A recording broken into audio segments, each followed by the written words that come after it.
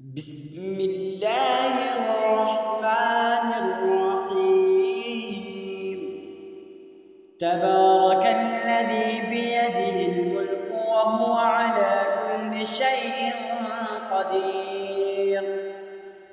الذي خلق الموت والحياة ليبلوكم أيكم أحسن عملا وهو العزيز الغفور، الذي خلق 7 سماوات طباقا ما ترى في خلق الرحمن من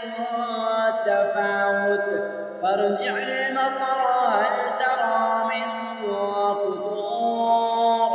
ثم ارجع البصر كرتين ينقلب إليك البصر خاسئا وهو حسير، ولقد زينا السماء الدنيا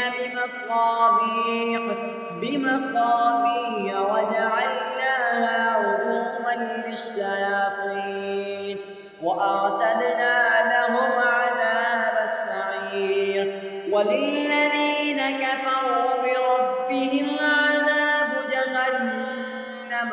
وبئس المصير. إذا ألقوا فيها سمعوا لها شهيقا وهي تفور تكاد تميز من الغيظ كلما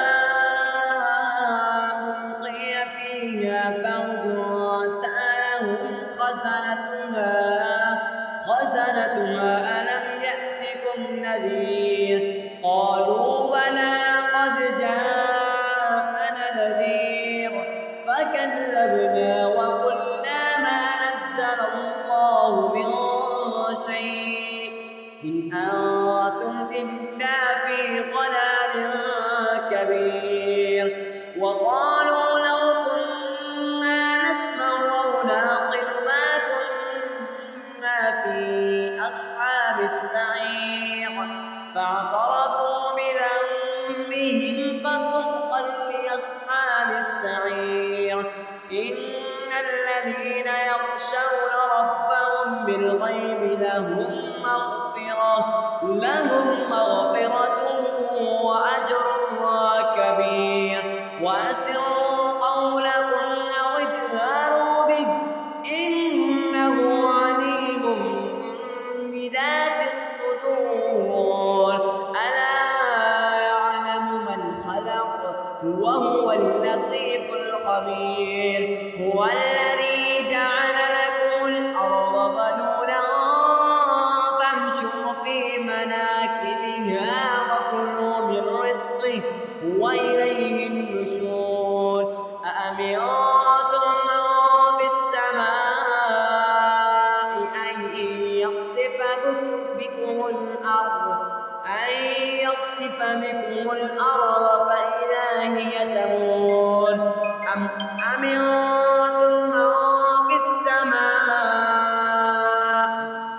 في السماء أن يرسل عليكم حاصبا فستعلمون كيف نذير. ولقد كذب الذين من قبلهم فكيف كان نكير. أولم يروا إلى الطير فوقهم صافات ويقبض ما يمسكهن إلا الرحمن إنه بكل شيء بصير. أمن هذا الذي هو جند لكم ينصركم من دون الرحمن إن الكافرون إلا في غرور. أمن هذا الذي يرزقكم إن أمسك رزقه بل لجوا في عتو ونفور. أفمن يمشي مكبا على وجهه أهدى أمن